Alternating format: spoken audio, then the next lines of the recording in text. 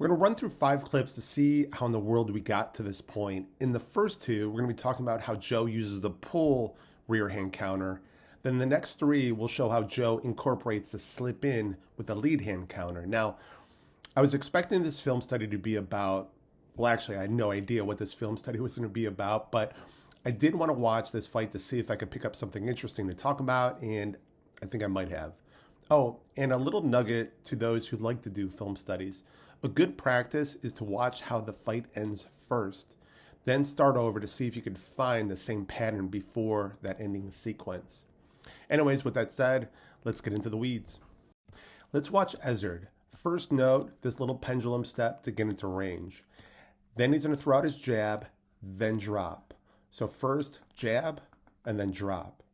Now we're going to flip this around and we're going to watch Joe. Now notice Joe's head is over his lead foot. He's going to pull to his rear foot and then come back with a rear straight.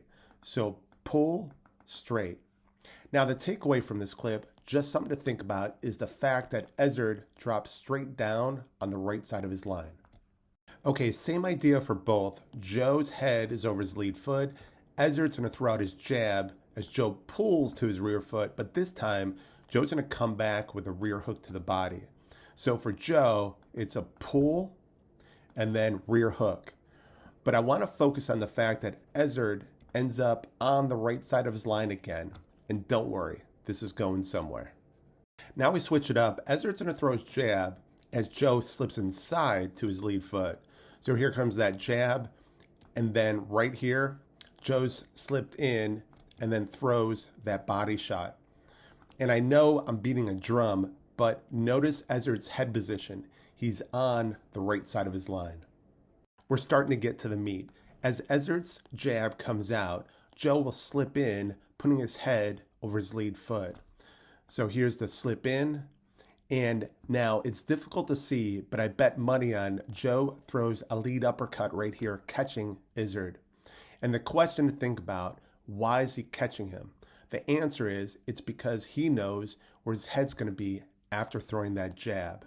It's going to be on the right side of his line. And that leads us to this final sequence. Ezzard jabs as Joe slips inside, throwing that lead uppercut. And that's the idea, or the takeaway here. Joe knew where Ezzard's head would be after he threw out that jab. The pull rear hand wasn't working because Ezzard wasn't getting stuck on his lead foot. Ezzard was getting stuck on his rear foot or on the right side of his line. And that's all I got.